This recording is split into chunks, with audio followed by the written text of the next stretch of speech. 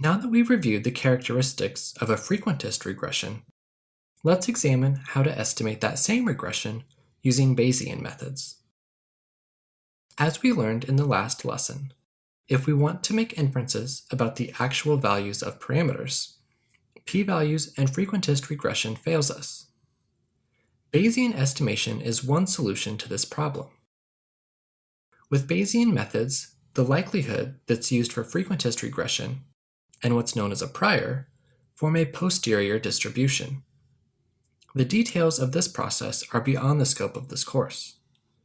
The key point is that Bayesian methods sample from this posterior distribution, and we can then create summaries of the distributions to make parameter inferences.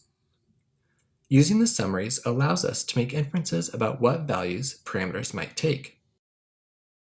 To estimate Bayesian regression models in this course, we'll be using the OurStandArm package. OurStandArm is an interface to Stan, which is a programming language for Bayesian inference. The OurStandArm package offers a high-level interface with pre-written Stan scripts for common models, like linear regression. We can load OurStandArm using the normal library command that we use to load all packages. We can then estimate a linear regression using the stanglm function. Here, we estimate the same model that we estimated using the lm function. Normally, when using the stanglm function, we would see a great deal of output that looks like this. This output mainly provides progress updates. However, the models we'll estimate in this course all estimate very quickly. Therefore, this output has been suppressed in the rest of the course. Just like a regression estimated with LM, we can look at a summary of a regression estimated with stanglm. Using the summary function, we are presented with some information about the estimated model, the parameter estimates, and some model diagnostics.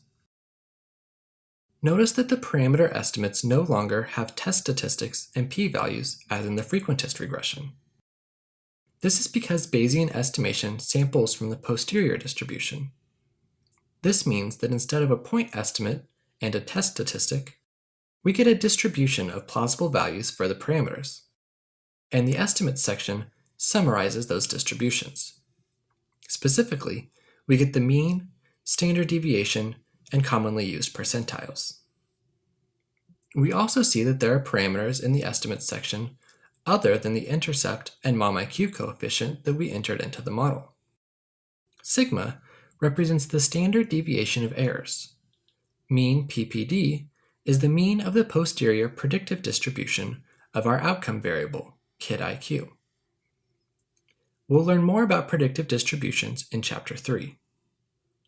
Finally, log posterior is analogous to the likelihood of a frequentist regression. This represents the log of the combined posterior distributions.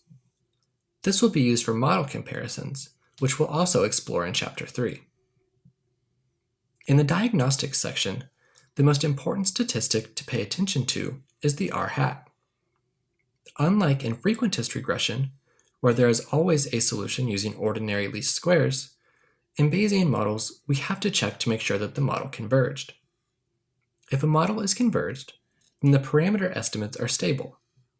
Otherwise, our results will be unreliable. In Bayesian estimation, posterior distributions are sampled in groups, known as chains. By comparing the variance within chains to the variance across chains, we can measure the stability of our estimates. This is the R-hat statistic.